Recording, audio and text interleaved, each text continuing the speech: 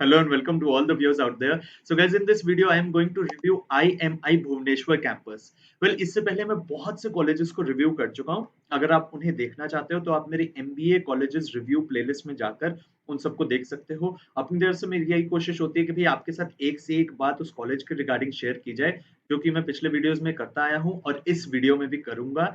Well, इस video में हम लोग जो डिस्कशन करेंगे वो इन डेप्थ डिस्कशन होगा, एक से एक कोने का कह लो आप। आज मैं भुवनेश्वर के बारे में जो आपको इन्फॉर्मेशन जानने की जरूरत है, इस वीडियो में मैं आपके सामने वो प्रेजेंट करूंगा। बट आगे बढ़ने से पहले एक रिक्वेस्ट करूंगा कि भाई प्लीज चैनल को सब्सक्राइब कर देना और please hit the like button and video को एंड तक देखना। एंड तक देखने के बाद आपको वीडियो बहुत अच्छा लगेगा, तो उसके बाद please do share this video as much as you can, right? So guys, without any further do, let's start reviewing IMI Bhubaneswar.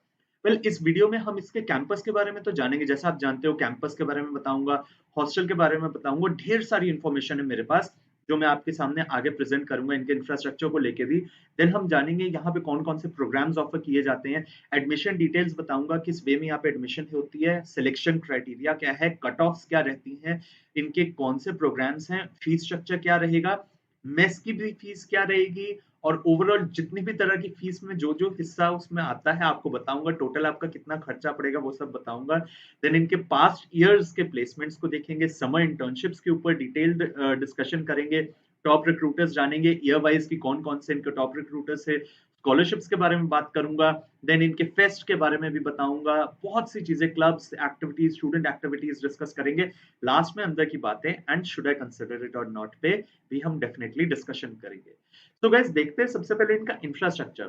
तो भाई ऐसा दिखता है कॉलेज, बहुत बढ़िया, मतलब one of the finest colleges अगर इंफ्रास्ट्रक्चर के पॉइंट ऑफ व्यू से मैं बात करूं तो। IMI भुवनेश्वर का फुल फॉर्म है इंटरनेशनल मैनेजमेंट इंस्टीट्यूट, राइट? ये 1981 में एस्टैब्लिश किया गया था। लश ग्रीन कैंपस है भाई, आगे मैं आपको इसका प्रूफ भी दूंगा। इतना अच्छा कैंपस है, यहाँ जाओ तो आपको मतलब बहुत अच्छा लगेगा। 16 एकड़ का कैंपस है, मतलब 16 एकड़ बहुत बड़ी जमीन होती है भाई। एड्रेस आपके सामने दे दिया है। आगे अब इनका हम देखते हैं सबसे पहले लाइब्रेरी। लाइब्रेरी बहुत अच्छी है, मतलब ये सब डिटेल्स है जो अगर आप में से किसी को बहुत जानना है डिटेल में तो फिर वीडियो पॉज कर लो और देख लो यहाँ पे आपको क्या क्या लाइब्रेरी में मिलेगा, राइट? तो ये जो लाइब्रेरी है, मतलब ये बेसिकली 2 फ्लोर्स में स्प्रेड है एंड 6000 स्क्वायर फीट में आती है। भाई 6000 स्क्वायर फीट बहुत एक मतलब बड़ा एरिया होता है अगर आप लाइब्रेरी की बात करो तो, ठीक है जी। सबसे सुंदर एरिया ऑफ IMI भुवनेश्वर ये है। ये जो 2 पिक्चर्स दिखाई है ना मैंने आपको, ये लिटरली जब आप वहाँ जाके इसे विज़िट करोगे, अगर आप यहाँ पे जाते हो तो आप भी कहोगे भाई ये इलाके, ये जो 2 इलाके मैंने आपको दिखाए हैं, बहुत सुंदर इलाके हैं। ये जो आइकॉनिक लश ग्रीन जो लॉन्स है with shrubs and trees surrounding beautifully sculptured campus is worth seeing. The beauty and freshness of nature inside the campus provides mental peace to the students and also to the visitors as well. And जो arrangements हैं इनके aquatic plants के and stones के water bodies में, and जो fountains वगैरह है, जब वो लाइटिंग उनके ऊपर शुरू होती है तो भाई वो एंड दिखता है, एंड मतलब एंड टॉप क्लास दिखता है, वो टॉप क्लास भाई। उसके बाद ये कुछ अंदर की झलके जो मैं आपके आगे कॉलेज को लेकर प्रेजेंट कर रहा हूँ, ये देखिए इनका एक एरिया। देन ये है इनका एंट्रेंस एक साइड से। देन ये रहा इनका एकेडमिक ब्लॉक, बाहर से ऐसा दिखता है। भाई ओवरऑल बहुत सुंदर कैंपस है। क्लासरूम एंड ऑडिटोरियम्स ये रहा आपके पास। फोर, एक तो एयर कंडीशन है ना? उसके बाद 4 लार्ज वेल अपॉइंटेड क्लासरूम्स है, each having an accommodation of 72 plus seating capacity, मतलब 72 से ज्यादा सीटिंग कैपेसिटी इनके पास। और 2 मल्टी यूज ऑडिटोरियम्स हैं जिसमें कि 200 से ज्यादा मतलब 200 के आसपास की सीटिंग कैपेसिटी है एक की। उसके बाद इनके पास 5 कॉन्फ्रेंस रूम्स हैं जहां पर 25 से ज्यादा लोग बैठ सकते हैं। 4 ट्यूटोरियल रूम्स हैं जिनको सिंडिकेट रूम्स भी कहते हैं। And campus wide high speed network है, मतलब 100 से ज्यादा कंप्यूटर्स में। Web based open source ERP solutions हैं, कम्युनिकेशन लैब है, मॉडर्न वीडियो कॉन्फ्रेंसिंग है। देन ब्लूमबर्ग टर्मिनल है, इंक्यूबेशन सेंटर है, मार्क स्ट्रैट सिमुलेशंस हैं। तो मतलब ये सब चीजें बताती हैं। जब आप इन सब चीजों को देखते हो तो भाई ये जो लैब्स के बारे में, जैसे ब्लूमबर्ग टर्मिनल हो गया, मार्क स्ट्रैट सिमुलेशन हो गया, ये सब चीजें बताती है भाई कॉलेज ने अच्छा खासा खर्चा किया है अपने इंफ्रास्ट्रक्चर के ऊपर, राइट? और अब तक आपको देखने से पता चल रहा होगा। देन इनके पास जो लैब्स हैं, सैप लैब है फॉर ईआरपी एंड एनालिटिक्स हो गया, Bloomberg terminal for finance, communication lab है, मार्कस्ट्रैट सिमुलेशन फॉर मार्केटिंग है, ये बेसिकली मार्केटिंग वालों के लिए होता है। देन सिक्स सिग्मा कोर्स है जो कि केपीएमजी के साथ कोलैबोरेशन में है, ये केवल ऑपरेशंस वालों के लिए है। And incubation centre to promote entrepreneurship. ये हो गया लैब्स के बारे में। नेक्स्ट देखते हैं स्पोर्ट्स एंड जिम के बारे में। तो भाई स्पोर्ट्स कॉम्प्लेक्स इनका बहुत बड़ा है, मतलब एम्पल, क्योंकि मैंने आपको बताया ना 16 एकड़ का कैंपस है, बहुत बहुत ज्यादा इनके पास जमीन है, जहाँ पे indoor outdoor activities, cricket, basketball, volleyball, football, जो मर्जी खेल लो भाई, खत्म नहीं होता स्पोर्ट्स, मजा आ जाएगा आपको, ठीक है। फिर जिम्नेजियम का भी है, एयर कंडीशन फिटनेस सेंटर है, जहाँ पर मल्टीपल इक्विपमेंट्स रखे गए हैं, लाइक जिम वाले ही, तो ये बहुत बढ़िया है, मतलब, राइट। उसके बाद ये रहा इनका कंप्यूटर सेंटर का एक झलक है, जहाँ पे one exclusive hi tech computer lab है, जहाँ पे 81 पीसीज हैं, एंड लैंग्वेज लैब है जहाँ पे 32 पीसीज हैं, जैसे आपको मैंने पीछे बताया था ना। ये रहा, ये देखिए, यहाँ पे communication lab for soft skills and HR, तो वैसे इनके पास ये एक लैंग्वेज लैब होगा 32 पीसीज वाला, राइट। उसके बाद ये रहा भाई हॉस्टल, जो आप सबको बहुत ज्यादा ध्यान से, जिसके बारे में आपको जानना होता है। तो हॉस्टल कुछ इस तरह का दिखता है, ये रही रोड, वो हॉस्टल के सामने जाने वाली, राइट। राइट लेफ्ट साइड से भी आपको दिखा दिया, ये एकदम फ्रंट व्यू, मतलब एग्जैक्ट फ्रंट व्यू तो नहीं कहेंगे बट लेकिन हाँ, ऐसा है। तो ये जो फुल्ली फर्निश्ड हॉस्टल है, ये 120 सिंगल बेडेड रेजिडेंस फैसिलिटी है for PGDM students, is equipped with following amenities. Land connectivity मिलेगी आपको, ट्रांसपोर्टेशन सर्विस मिलेगी, round the clock security, emergency medical services, uninterrupted power and water supply, and gymnasium, indoor and outdoor sports equipment facilities. Hostel gym में भी है, sorry gym hostel hostel में भी है, right. Next, hostel की अगर बात करें तो सेकंड एंड थर्ड फ्लोर जो है वो गर्ल्स के लिए है, फोर्थ फिफ्थ सिक्स फ्लोर जो है वो बॉयज के लिए है। अगर एसी सिंगल आप लेना चाहते हो तो 1,70,000 पर ईयर पड़ेगा। एसी डबल लोगे तो आपके पास 1,10,000 रुपीज पर ईयर पड़ेगा। Non AC single 1,15,000, non AC double 60,000 रुपए। सेम साइज रूम्स है for single and double sharing, difference कोई नहीं है, मतलब। और अगर आप सिंगल शेयरिंग रूम ले रहे हो और अगर डबल शेयरिंग रूम ले रहे हो तो दोनों का साइज सेम है। लॉन्ड्री रूम भी है और सेपरेट कॉमन रूम है, वो तो होता ही है जनरली, मतलब ऐसा होता है ना कि कहा जाता है सभी हॉस्टल, लाइक एक, अगर बाकी कुछ ऐसे कॉलेजेस है जहां पर हॉस्टल में केवल एक कॉमन रूम होता है, चाहे जितने मर्जी फ्लोर्स हो उनके, बट यहाँ पे क्या है, सेपरेट कॉमन रूम है हर फ्लोर के ऊपर, राइट। उसके बाद सीसीटीवी कैमरास आपको अवेलेबल मिलेंगे, एंड एकेडमिक ब्लॉक जो है वो 250 मीटर है हॉस्टल से, ठीक है। तो और वॉशरूम्स भी हैं, एंड दो सिंगल या double sharing rooms will share one washroom. इस बात को थोड़ा फिर से मैं आपको बता दूं, दो सिंगल, या तो दो सिंगल वाले या फिर एक डबल शेयरिंग रूम वाले एक वॉशरूम को शेयर करेंगे, ठीक है। इस बात का आप थोड़ा ध्यान रखना। अब अगर वो चेंज करना चाहें तो आने वाले दिनों में चेंज कर दिए हो तो मैं कुछ नहीं कह सकता, बट अब तक का तो उनका यही चल रहा था। ये एक उनके आईएमए भुवनेश्वर की जो मेस है, ये उसके अंदर की एक झलक आपको दिखा दी है मैंने, अच्छी मेस है। अब बात करते हैं, ये तो भाई हो गया इंफ्रास्ट्रक्चर पॉइंट ऑफ व्यू से। नेक्स्ट बात करते हैं हम एडमिशन, एडमिशन कैसे होती है आईएमए भुवनेश्वर में। सबसे पहले एप्लीकेशन फॉर्म जो है, मैंने उसका लिंक यहाँ पे आपको प्रोवाइड कर दिया है। ये लिंक वैसे जनरली हमेशा यही रहता है, बट फिर भी आप इस लिंक के थ्रू आप जा सकते हो, ठीक है। तो application form is available at the link, ये जो मैंने दे दिया, एंड ये ऑनलाइन होता है। IMI does not accept admission applications offline, सबसे पहली बात, क्योंकि इसमें स्कैम होने के चांसेस होते हैं जब ये एडमिशंस का सीजन स्टार्ट होता है ना। तो मैं इसलिए आपको पहले ही बता दूं, आईएमआई का फॉर्म केवल ऑनलाइन होता है, right. IMI does not accept admission applications offline, इस बात का ध्यान रखना। Next, applicant should complete the online application form and submit the same along with the admission application fee, which is non-refundable. Please ध्यान रखना इस बात का, जो application fees है वो non-refundable है, ठीक है जी। The admission application processing fees is as follows. सबसे पहले, an applicant desirous of applying for the PGDM program at IIM Bhubaneswar only will be required to pay a fees of 1,000 plus GST, जो कि 18% है, right. तो अगर मान लो आपको केवल IIM भुवनेश्वर का फॉर्म फिल करना है तो 1,000 प्लस 18% उसके ऊपर जीएसटी लगेगा।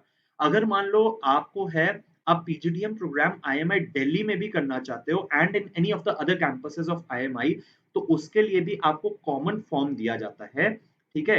एक कॉमन एप्लीकेशन प्रोसेसिंग फीस होती है जो होती है 2,200 प्लस जीएसटी। मान लो for example a candidate is wishing to apply to PGDM programme at IMA Bhubaneswar only, will be required to pay 1,000 plus GST, 18% GST. लेकिन मान लेते हैं एक ऐसा कैंडिडेट है जिसने आईएमआई दिल्ली में भी करना है और उसको IMI भुवनेश्वर में भी करना है। A candidate applying to PGDM program at IMI New Delhi will be required to pay 2200 plus GST, ठीक है? और ये जो हो गया जीएसटी 18% है, right? A candidate applying to a programme PGDM at IMI Bhubaneswar and IMI New Delhi will be required to pay 2200 plus GST. इस बात का ध्यान रखना। एक कैंपस में कर रहे हो तो 1000 प्लस 18% जीएसटी, दो में करोगे तो 2200 प्लस 18% जीएसटी, राइट? दो में IMI Bhubaneswar and New Delhi की बात कर रहा हूँ, ठीक है? The admission fee can be paid through credit card ये या debit card या bank transfer through the designated payment gateway. No receipts are to be sent to IMI's admission office in such cases, right? अब ये तो हो गया भाई, मैंने आपको बता दिया कि कितने का एप्लीकेशन फॉर्म होता है, ये आ गया और ये ध्यान में रखना नॉन रिफंडेबल है। अब नेक्स्ट देखते हैं एडमिशन टेस्ट के बारे में। इसमें एडमिशन के लिए आपको मिलती है थ्रू कैट, केवल भुवनेश्वर कैंपस की बात कर रहा हूँ। कैट के थ्रू मिलता है, जैट के थ्रू मिलता है and C MAT and G MAT के थ्रू भी मिलता है, राइट? सी मैट होता है आपका कॉमन मैनेजमेंट एडमिशन टेस्ट, ठीक है? इजी होता है as compare to CAT and XAT. तो ये होता है, इन चारों के थ्रू आपको एडमिशन मिल जाती है। और सिलेक्शन क्राइटेरिया की अगर बात करें तो केवल इनके ऊपर बेस नहीं होता, प्लीज ध्यान रखना, केवल एडमिशन टेस्ट के ऊपर बेस नहीं होता, सिलेक्शन क्राइटेरिया होता है। IMI selection index consisting of CAT, ZAT, CMAT या GMAT का स्कोर सबसे पहला। दूसरा होता है पास्ट एकेडमिक रिकॉर्ड्स आपके, ठीक है, 10th 12th एंड ग्रेजुएशन का। और उसके बाद ग्रुप डिस्कशन होती है, एक्सटेम्पोर स्पीकिंग होता है, एसे राइटिंग होता है, इनमें से जो जो भी होता है वो सब। देन पर्सनल इंटरव्यू, ठीक है जी। ये इन सब पैरामीटर्स के बेसिस पे आपकी फाइनल एडमिशन होती है। देखो जनरली क्या होता है, जो 90 प्लस परसेंटाइल वाले लोग हैं वो इस कॉलेज में अप्लाई नहीं करते। To be very honest with you all, जो भी लोग यहाँ पे अप्लाई करेंगे उनके पास अकेले उनके कैट के स्कोर पे नहीं होता है ये सब चीजें। जो है मान लो इस साल उन्होंने एक्सटेम्पोर राइटिंग ना कर एक्सटेम्पोर स्पीकिंग ना करके केवल उन्होंने रिटन एबिलिटी टेस्ट ले लिया एंड उसके बाद इंटरव्यू कर लिया एंड ग्रुप डिस्कशन कर लिया, राइट? ऐसा भी हो सकता है, तो इसमें चेंजेस आ सकते हैं। बट जो भी होगा इन सभी का एक क्यूमुलेटिव स्कोर निकलता है जिसके बेसिस पे डिसाइड होता है कि आपकी एडमिशन वहां पे होगी या नहीं होगी। लेकिन जो मेजर क्राइटेरिया होता है वो ये जो कैट जैट सी मैट या जी मैट के मार्क्स के ऊपर काफी ज्यादा परसेंटेज मैटर करती है। अब यहाँ पे आपको बता दें प्रोग्राम कौन कौन से ऑफर किए जाते हैं। आईएमआई भुवनेश्वर में आपको जो प्रोग्राम किए जाते हैं ऑफर, यहाँ पे आपको दो चीज होती है, एक होती है माइनर स्पेशलाइजेशन और एक होती है मेजर स्पेशलाइजेशन। टोटल इनटेक 120 का होता है। अब उसमें से मान लो आपको जो स्पेशलाइजेशन है वो कौन सी होगी भाई? पीजीडीएम में finance, marketing, OB and HR, organisation behaviour and human resource, strategy, decision science and operations, information management and analytics, यही वाले हैं जो आपको यहाँ पर ऑफर किए जाते हैं। ये स्पेशलाइजेशन है। यहाँ पे जो प्रोग्राम ऑफर किया जाता है वो है पीजीडीएम। ये बताना इसलिए इंपॉर्टेंट है क्योंकि कुछ कॉलेजेस पीजीपीएम ऑफर करते हैं, राइट, 2 इयर्स में भी। बट यहाँ पे इस कॉलेज में पीजीडीएम देता है। मेजर माइनर स्पेशलाइजेशन होती है एंड इनमें से कोई एक स्पेशलाइजेशन आपकी मेजर रहेगी एंड दूसरी माइनर रहेगी। जनरली जो मेजर स्पेशलाइजेशन लोग लेते हैं वो मार्केटिंग या फाइनेंस होती है और उसके बाद कुछ ऑपरेशंस भी होता है। और माइनर में लोगों के पास ओबीएचआर, स्ट्रैटेजी या वो चला जाता है, information management and analytics. Generally ये ट्रेंड चलता है, बट ऐसा इसका ये मतलब नहीं है कि आप ओबी एंड एचआर को मेजर में नहीं ले सकते, आप ले सकते हो। It's all up to your interest, right? Next है इंटरव्यू सेंटर। अब भाई क्या होता है, आईएमआई भुवनेश्वर ने पहले ही बताया हो भाई हम इन्हीं जगहों पे इंटरव्यू कंडक्ट करेंगे। ये जनरली ऑफलाइन इंटरव्यू ही कंडक्ट करते हैं। और उसमें जब आप फॉर्म फिल करोगे, जब आपको कॉल आएगा तो आपको दो सेंटर्स पूछे जाएंगे, first preference and second preference. याद रखना मोस्ट ऑफ द केसेस में जो आपको फर्स्ट प्रेफरेंस होता है वही मिल जाता है। और ये लिस्ट है अहमदाबाद, इलाहाबाद, अमृतसर, बैंगलोर, भुवनेश्वर, चंडीगढ़, चेन्नई, दिल्ली, गुवाहाटी, हैदराबाद, इंदौर, जयपुर, जमशेदपुर, जम्मू, कोलकाता, कानपुर, लखनऊ, मुंबई, रांची, रायपुर, वाराणसी एंड विशाखापट्टनम। तो ये कुछ जगह हैं, ये ओवरऑल मतलब कुछ नहीं, ओवरऑल जगह हैं जहां पे इंटरव्यू इनके कंडक्ट किए जाते हैं, राइट? फर्स्ट प्रेफरेंस सोच समझ के भरना। जनरली आपको फर्स्ट प्रेफरेंस अलॉट हो जाती है और नहीं तो सेकंड होती है। ऐसे बहुत कम लोग होते हैं, मेरे हिसाब से तो ऐसा कोई केस नहीं होता जिसमें मान लीजिए आपको फर्स्ट और प्रेफरेंस, सेकंड प्रेफरेंस दोनों ही ना मिले, राइट? वो ऐसा हो सकता है कि एकदम लास्ट में अगर आपने किया हो तो माइट भी कोई एक 1 in 1000 का हो सकता है ऐसा केस। वैसे ऐसे जनरली नहीं होता, आपको आपकी फर्स्ट प्रेफरेंस ही अलॉट हो जाती है, ठीक है जी। नेक्स्ट देखते हैं आईएमआई भुवनेश्वर की फीस। तो देखिए ओवरऑल जो इनकी फीस है, ओवरऑल फीस की बात करूं तो लास्ट में आपको नीचे बोल्ड में दिख रहा होगा ₹12,51,000, जो कि मेरे हिसाब से अब नेक्स्ट ईयर फिर से चेंज हो जाएगी, राइट, और इंक्रीज हो जाएगी। तो ये इनकी टोटल फीस है, 12.5 लाख रुपए। फर्स्ट इंस्टॉलमेंट ये रही इनकी, टोटल जाती है इनकी 2,06,000 की, सेकंड भी 2,06,000, हर इंस्टॉलमेंट पहली 3 2,06,000 की है, उसके बाद fourth, fifth and sixth instalment 2,11,000 की जाती है। ये होती है, इसमें क्या इंक्लूडेड होता है? Tuition fees, text reading material fees, student welfare, library fees, IT fees, alumni membership, life fees. ठीक है जी, ये होती है आपकी टोटल फीस। और इसमें से रिफंडेबल सिक्योरिटी डिपॉजिट कितना होता है? 20,000। ठीक है, जो आपको, जब आप सिक्योरिटी, तो आपको आई गेस पता ही होगा, ये जनरल होता है, ये जनरल बात होती है कि जब आप कॉलेज को छोड़ देते हो उसके बाद वो आपको मिलती है सिक्योरिटी, राइट। तो 20,000 रुपीज आपको बाद में रिफंड हो जाएगी। तो 12,51,000 का खर्चा ये हो गया। उसके बाद आगे बात करते हैं। अगर पहले बता दूं, मेस वेजिटेरियन या नॉन वेजिटेरियन 6,000 रुपए पर मंथ का चार्ज है। और ये जो है आपको एक क्वार्टर के एडवांस में पे करने पड़ते हैं। मतलब मान लेते हैं एग्जांपल, जनवरी, फरवरी, मार्च, ये आपको मतलब एक क्वार्टर के एडवांस में पे करने पड़ेंगे। ठीक है जी, तो ये हो गया। नेक्स्ट होता है, अगर बात करते हैं हॉस्टल की फीस की, तो हॉस्टल फीस इनकी है, जैसे कि आपको पीछे भी बताया था, फिर से यहाँ पे शो कर दे रहा हूँ। 2020-23 बैच के लिए 2 लाख एसी सिंगल रूम है। ठीक है जी, और 1,22,000 एसी रूम है जो 2 लोगों के लिए होगा। 1,25,000 नॉन एसी सिंगल रूम है एंड 70,000 रुपया शेयर्ड नॉन एसी रूम के लिए है। ठीक है जी, ये हो गया फॉर गर्ल्स।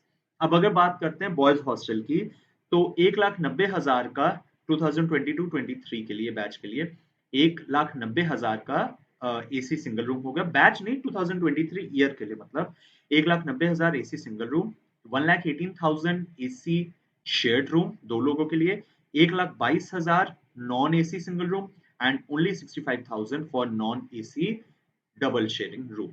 तो ये हैं इनके हॉस्टल के चार्जेस। ठीक है जी, तो अभी तक आपने क्या जोड़ा? 12,51,000 वहां से जोड़ लिया। एंड यहाँ पे मान लेते हैं एक एवरेज जो हम लेते हैं कि चलो एक 1,18,000 का एसी शेयर रूम आप लोगे। ठीक है, तो ये हो गया आपका एक साल का 1,18,000। 2 साल का कितना हो गया? 2,36,000 रुपए। 1251 एंड 2,36,000 कैलकुलेशंस कर लीजिए, अभी मत कीजिएगा, एंड में हम आपके साथ इसमें बात करेंगे। प्लेसमेंट रिपोर्ट के ऊपर जरा थोड़ा सा ध्यान डालें। तो ये बोलते हैं भाई 100% प्लेसमेंट होती है। अगर बात करते हैं 2022 बैच की, 2022 बैच, तो उसमें जो इनका टॉप 25% का एवरेज सीटीसी था वो केवल 12 लाख रुपए था। टॉप 50% का एवरेज सीटीसी केवल 10.5 लाख, और टॉप 75% का एवरेज जो है 9.6 लाख था। करंट जो इनका इस बैच का हाईएस्ट सीटीसी था वो था 17.25, 17 लाख, सवा 17 लाख का इनका हाईएस्ट सीटीसी था। ठीक है जी, ये आपके सामने डिटेल्स मैंने प्रेजेंट की हैं।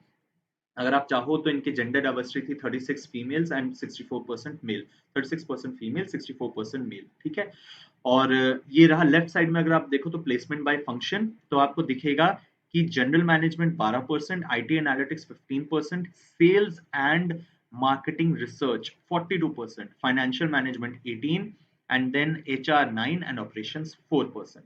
जैसा कि आपको पहले ही कहा था, जनरली लोगों का यहाँ पे मेजर जो स्पेशलाइजेशन होता है फाइनेंस, सेल्स, मार्केटिंग के उसमें ही है, तो इसलिए मैक्सिमम यहाँ पे सेल्स एंड मार्केटिंग रिसर्च 42% है, राइट।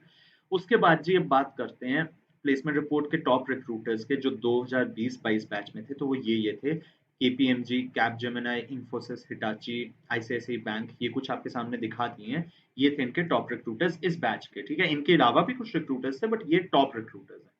नेक्स्ट बात करते हैं 2019-21 बैच की, तो भाई ध्यान देना, हाईएस्ट पैकेज केवल 14.95 लाख था। इवन दो वो कोरोना हिट बैच था, फिर भी उस बैच में भी काफी कॉलेजेस ने अच्छा रिजल्ट, अच्छा प्लेसमेंट करवाया था, और उसमें था इनका highest 14.95 lakh. Average CTC top 25% का 9.75।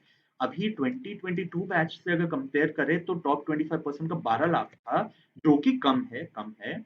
और यहाँ पे जो देखें 9.75 लाख हो गया, राइट। और एवरेज सीटीसी 50% का 9.25 लाख एंड 75% का, टॉप 75% का 8.75 लाख। इसका मतलब होता है कि जो टॉप 75% एवरेज सीटीसीज थे, उनका एवरेज था जो वो 8.75 लाख था। ठीक है जी, फिर से ये यही कहते हैं कि भाई 100% प्लेसमेंट हुई है, जबकि कुछ लोग ऑप्ट आउट कर लेते हैं एंड लास्ट लास्ट तक कुछ बच्चे बच जाते हैं।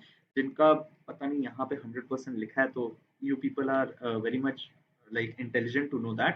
बट देन हाँ, ये है कि अगर 120 में से हम कहेंगे कि 2-4 लोग जो कि हमेशा से हर कॉलेज में ही एक्सेप्शंस होते हैं, इनफैक्ट कुछ बहुत बड़े-बड़े कॉलेजेस हैं जहाँ पर भी 100% प्लेसमेंट नहीं होती, बट फिर भी 2-4 लोग ऐसे होते हैं, ठीक है? चलो फिर उस बात को हम साइड कर देते हैं। 1921 बैच के जो टॉप रिक्रूटर्स थे वो ये थे। इसमें आपको मिलेगा Amazon, Deloitte, then TresVista थी, फ्लिपकार्ट, आईसीआईसीआई बैंक था, आईटीसी लिमिटेड था, देन एचडीएफसी बैंक आया, ठीक है, बिस्लेरी, पीडब्ल्यूसी, प्यूमा। तो ये सब इनके टॉप रिक्रूटर्स रहे हैं, राइट? अब बात करते हैं प्लेसमेंट, ये टॉप रिक्रूटर्स यहाँ पे और जो थे यहाँ पे आपको दिखा दिए हैं 1921 बैच के, ठीक है?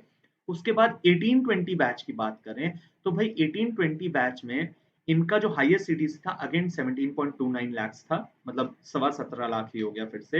एवरेज सीटीसी टॉप 25 स्टूडेंट्स का परसेंट स्टूडेंट्स का था 10.83 लाख, एंड क्लास का टोटल एवरेज था 8.43।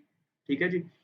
और भी कुछ स्टैटिस्टिक्स हैं, आप वीडियो यहाँ पे पॉज करके आराम से देख लीजिए कि टोटल जो पीपीओस थे वो 14 ऑफर हुए थे, which was a good number, because 14 PPO आने अच्छी बात है, एक अच्छा नंबर है 120 में से। उसके बाद रजिस्टर्ड फॉर प्लेसमेंट 100% थे, प्लेसमेंट थ्रू कैंपस 95% लोगों की हुई थी, 3% लोगों ने कहा हम हायर स्टडीज करेंगे, 2% एंटरप्रेन्योरशिप के लिए चले गए, राइट? और इसमें टोटल 50 प्लस रिपीटेड रिक्रूटर्स थे, एंड ये रहा आपका ओवरऑल 1820 बैच का प्लेसमेंट रिपोर्ट। और समर इंटर्नशिप्स 2022 बैच की बात करें तो 40 प्लस रिक्रूटर्स थे, जिसमें हाईएस्ट स्टाइपेंड 2 लाख का मिला था। 30 नए रिक्रूटर्स आए थे, 40 प्लस रिक्रूटर्स में से 30 नए रिक्रूटर्स आए थे, 100% स्टूडेंट्स को समर इंटर्नशिप मिली थी, राइट? और कुछ कुछ के पास मल्टीपल ऑफर्स भी थी। ये रहे आपके सामने समर इंटर्नशिप्स के यहाँ के कुछ टॉप रिक्रूटर्स, जैसे कोटक हो गया, देन आपका आईडीबीआई कैपिटल हो गया, देन आपके यहाँ पे और भी बहुत है, पीएनबी, मेट लाइफ है, सोडेक्सो है, ठीक है? तो ये रहे आपके टॉप रिक्रूटर्स समर इंटर्नशिप्स के लिए। अब बात करते हैं जी स्कॉलरशिप्स एंड रिवॉर्ड्स की। तो यहाँ पे कुछ प्री एडमिशन स्कॉलरशिप्स होती हैं। मेरिट स्कॉलरशिप सबसे पहली, वो क्या है? Up to 1 lakh for applicants having a first class career and securing at least 80 percentile किसी भी एग्जाम में, कैट, मैट या सी मैट, या फिर at least 80% marks in G MAT, ठीक है? दूसरी स्कॉलरशिप क्या है? Merit scholarship for women candidates, जिसमें 20% additional merit scholarship for female applicant fulfilling the above mention criteria. जो अबव मेंशन क्राइटेरिया है उसमें 20% एडिशनल मेरिट स्कॉलरशिप मिल जाती है, but only for female candidates. And third is defence personal. Wards of defense personnel are eligible for a scholarship of 50,000. Wards of martyrs are eligible for a scholarship of 1 lakh rupees. ध्यान देना, only one of the above mentioned pre-admission scholarships can be availed. 50% of the scholarship availed will be dispersed at the end of first year, and the next 50% at the end of second year. A candidate can avail either tuition fee waiver or pre-admission scholarship. या तो वो avail कर सकता है tuition fees waiver, ठीक है, या फिर वो अवेल कर ले pre admission scholarship. Scholarship committee's decision is final and binding on all applicants. And एक होती है पोस्ट एडमिशन स्कॉलरशिप, जो होती है merit scholarships, are awarded for outstanding cumulative academic performances. ये मोस्टली कॉलेजेस इसको देते हैं, right? Summer internship scholarship is awarded to emphasise the seriousness of summer internships and encourage the students to put in their maximum effort, right? तो ये जो होती है post admission scholarships, ये बेसिकली आपकी पढ़ाई के लिए, आपके ओवरऑल परफॉर्मेंस के लिए दी जाती है। टू बी वेरी ऑनेस्ट, ये मुझे भी अभी मिली थी, राइट? तो क्योंकि मेरी भी ओवरऑल परफॉर्मेंस के लिए, तो इसलिए मेरे को पता है। और ये आपके जनरली क्या करते हैं, जो आपकी फर्स्ट ईयर की स्कॉलरशिप होती है, इन जनरल केसेस बता रहा हूँ, वो जो होती है आपके फीस में से ही माफ कर लेते हैं, मतलब वो आपके फीस में से वो अमाउंट डिडक्ट हो जाता है उतना, ठीक है? तो वहां से वो अपने आप पेड हो जाता है, वो स्कॉलरशिप वैसे चल जाती है। और सेकंड ईयर में जो मिलती है, जैसे वो हमारा जब फाइनल डे होता है कॉन्वोकेशन, उस दिन मिलती है कुछ स्कॉलरशिप्स, तो वो हमें बाद में पैसा आ जाता है अकाउंट में। तो ऐसा होता है, लाइक ये मेरे साथ अभी हुआ था, तो इसलिए। उसके बाद ट्यूशन फी वेवर, मैंने आपको अभी बताया ना कि अ पर्सन, ये ध्यान से येलो वाला सेकंड सेंटेंस देखिए, a candidate can avail either tuition fee waiver or pre admission scholarship. तो ये तो हो गई थी आपकी प्री एडमिशन स्कॉलरशिप। अब ट्यूशन फी वेवर क्या है? All students whose total family income is less than 8 lakh rupees per annum shall be eligible for a scholarship under economically weaker section. Applications for tuition fee waiver under economically weaker section shall be invited from the students after they have admitted in the program. Second, any student joining PGDM 22-24 batch, like abhi wala batch जिन्होंने join किया, who is desirous of claiming the tuition fee waiver should apply to the admissions office, ठीक है, before due dates as will be intimated by the institute, ठीक है जी, with a copy of, इसमें क्या होता है, आपकी ITR लगती है, इनकम टैक्स रिटर्न आपके पेरेंट्स की, देन उसके बाद pan number, certificate issued by competent authority appointed by the appropriate government. Requests received after due date shall not be processed. तो भाई प्लीज इस बात का ध्यान रखना. And please note that all applications for tuition fee waiver shall be collected and processed at one time for all such applicants. Scholarships for economically weaker sections shall be offered up to 5% seats of the total intake of the institute. देखो क्या होता है, ये इसलिए बात बोली गई है, हो सकता है 120 सीट्स फुल फिल ना हो, है ना, तो 120 में से मान लेते हैं 110 सीट्स ही फिल हुई हैं, तो केवल उसका 5% ऑफ 110 ही उतने ही लोगों को इकोनॉमिकली वीकर सेक्शन की जो स्कॉलरशिप होती है, ट्यूशन फी वेवर होती है इनफैक्ट, वो दी जाएगी. ठीक है जी, ध्यान रखना, आइदर आपको प्री एडमिशन स्कॉलरशिप मिल सकती है या फिर ये ट्यूशन फी वेवर मिल सकता है, दोनों नहीं मिल सकते. ठीक है जी. नेक्स्ट एजुकेशन लोन फैसिलिटी, तो यहाँ से आपको एजुकेशन लोन इनका मिलता है, मतलब ये जो कॉलेज की तरफ से रिकमेंडेड होते हैं, State Bank of India, Andhra Bank, Axis Bank, Allahabad Bank, Central Bank of India and HDFC Credila. उसके बाद है जी स्टूडेंट एक्टिविटीज, तो स्पार्क से क्या स्टूडेंट एक्टिविटी इनकी होती है, attempt to bring the best brains of India together for competitive and healthy development. The objective is to supplement academic learning with inputs from developments and day-to-day happenings in the industrial forefront and help people develop acumen for the same. ये जो event होता है, it encourages students to achieve academic excellence and increase the awareness of the world around them by creating interest among them for pursuit of knowledge. It will empower students with a new understanding of what has been, what is now, and what can be. Right? Next होता है phronesis. It is characterized as a wisdom to take counsel. इसमें क्या है, basically it is to judge the goods and evils and all the things in life that are desirable and to be avoided, to use all the available goods finally, to behave rightly in society, to observe due occasions. ये सब चीजें इसमें सिखाई जाती है, right? And IMI Bhubaneswar takes the meaning of phronesis a step forward by encouraging the management graduates to think beyond the regular course curriculum, okay, and come out with solutions which will not only help them in the corporate world but also society as whole. और एक होता है जज्बा, ये क्या होता है, ये 2 days स्पोर्ट्स इवेंट होता है इनके यहाँ पे, ठीक है, जो रन होता है IMI भुवनेश्वर से, 2013 से चल रहा है. तो बेसिकली इनकी जो स्पोर्ट्स डेज का होता है, स्पोर्ट्स डे कंडक्ट करवाते हैं, 2 दिन का होता है, जिसका नाम है जज्बा. उसके अलावा ये कुछ एकेडमिक क्लब्स हैं IMI भुवनेश्वर में. कोलोसियम इनके मार्केटिंग क्लब का नाम है, HR क्लब इनका इंसिग्निया है, ऐसे करके कुछ क्लब्स हैं, राइट. और ऐसे ये आपको लेफ्ट साइड में मैंने डिटेल्स दिखा दी यहाँ पे कौन से क्लब्स हैं और क्या क्या और एक्टिविटीज होती हैं. जैसे आइडिया जनरेशन कंपटीशन होता है, नेशनल लेवल बिजनेस क्विज होता है, जैसे ये क्रियस बोलते हैं, right, nice word. Then community service in villages होता है, नुक्कड़ नाटक वगैरह होते हैं, राइट. तो ये यहाँ पे भी काफी सारी एक्टिविटीज होती हैं. तो ये कुछ एकेडमिक क्लब्स हैं और उनकी एक्टिविटीज वो कौन कौन सी करते हैं साल में. Last but not the least, should I consider it, पहले तो अंदर की बातें. अंदर की बात ये है, ये जो 17 जितना मैंने पता किया था पिछले 3 साल के स्टूडेंट्स से, इनफैक्ट 18-20 बैच के जो पास आउट्स हैं उन लोगों से बात करने के बाद जितना मुझे पता चला ये है कि जो हाईएस्ट पैकेज वाले जो कंपनीज होती है ना, लाइक जो 17 लाख ऑफर कर रही हैं, वो केवल 2 बहुत कम है. लाइक अबव 10 18-20 बैच में जितना मुझे याद है केवल 2 से 3 कंपनीज थी, जब मैंने बात किया था उनसे, केवल 10 प्लस वाली 2 से 3 कंपनीज थी जिन्होंने अबव 10 का पैकेज दिया था, जिसमें से एक ने शायद 17 के आसपास दिया है, राइट. और बाकी यहाँ पर जो एवरेज जो रहता है कंपनीज को, वो 8 से 10 लाख के बीच में होता है. यहाँ पे जो प्लेसमेंट सेल के बच्चे होते हैं वो खुद ही कंपनीज को कांटेक्ट करते हैं.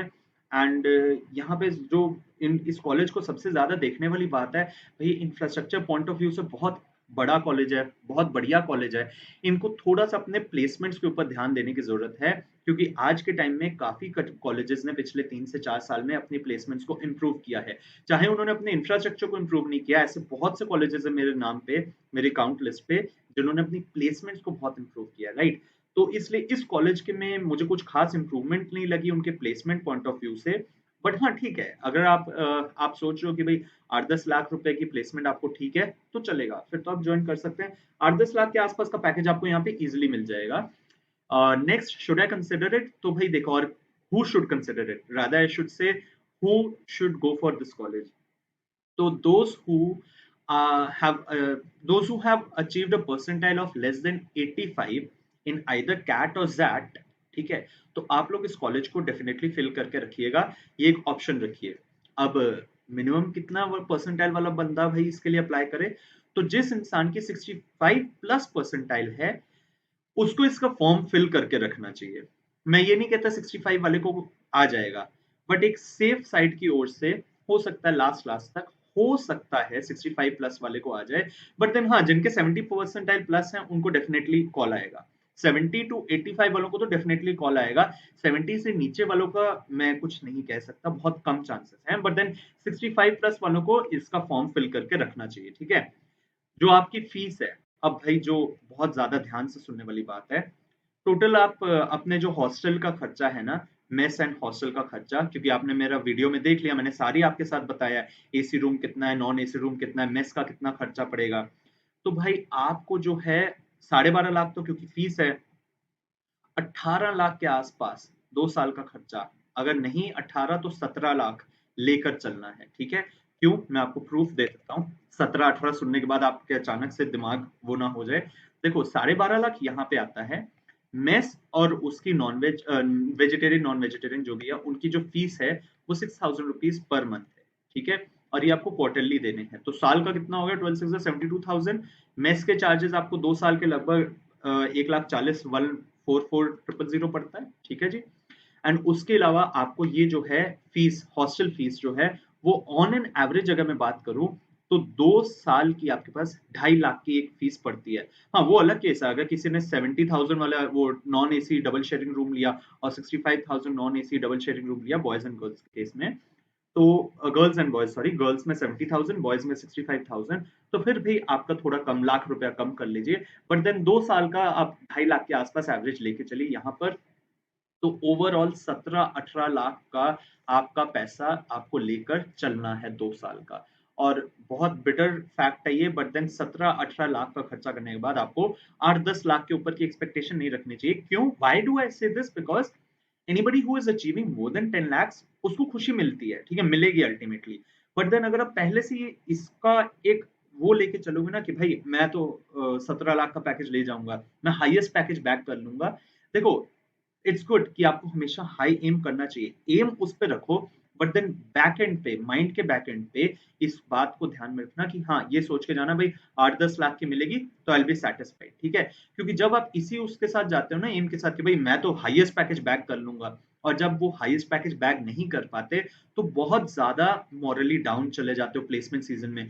क्यों मैं ये बात बोल रहा हूँ? क्योंकि जो प्लेसमेंट सीजन स्टार्ट होता है वो होता है पीपीओज आने से, और पीपीओज आने के बाद और बीच में एक ऐसा गैप होता है जब जीरो डे आता है, उस दौरान बहुत सारे लोगों का मोराल चला जाता है, ठीक है। जब आपके दोस्तों के पीपीओ आते हैं, आप लोगों का भाई दिमाग घूमना शुरू हो जाता है, भाई उसको पीपीओ मिल गया, मेरा क्या होगा, मेरी इंटर्नशिप से कोई ऑफर नहीं आई अभी तक पीपीओ की, मेरे को क्या पैकेज मिलेगा क्या नहीं मिलेगा, बहुत ज्यादा स्ट्रेस में चल जाते हो।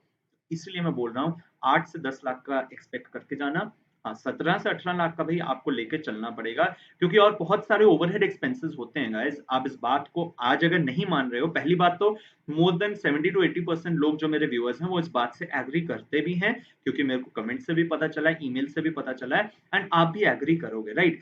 बट देन जो लोग अभी एग्री नहीं कर रहे, कोई बात नहीं भाई, अगर आप इस कॉलेज में जाओगे तब आप मुझे बताना, 2 साल बाद आपका डेफिनेटली 17-18 के आसपास का खर्चा पड़ जाएगा। और आने वाले साल में तो भाई ट्यूशन फीस भी बढ़ा देंगे ये लोग, तो और खर्चा पड़ता है, ठीक है। तो guys, that's it from my side. Infrastructure point of view से भाई कॉलेज बहुत अच्छा है, मैं तो आपको बिल्कुल रेकमेंड करूंगा कि अगर आपको भाई बाद में एंटरप्रेन्योरशिप करनी है, आपके पास खूब पैसा है, तो आप जा सकते हो यहाँ पे। 2 साल खूब एंजॉय करोगे, और भुवनेश्वर जैसी जगह है, बहुत अच्छे अच्छे, पूरे में आपको बीच वगैरह भी मिलेंगे, बहुत अच्छे घूमने के लिए टूरिस्ट स्पॉट है भुवनेश्वर में, ठीक है। और पूरे में, पुरी में भी है। और ज्यादा डिफरेंस भी नहीं आएगा, पुरी भुवनेश्वर का 1-2 लाइक बहुत कम ही घंटों का फासला है ना। तो भाई आप बहुत ज्यादा एंजॉय करोगे। So that's it from my side. If you have any other query, तो प्लीज आप मुझे कमेंट सेक्शन में लिख सकते हैं या फिर आप मुझे मेल कर सकते हैं ksezsolutions@gmail.com पे। मैं आपको उस क्वेरी का डेफिनेटली रिप्लाई दूंगा।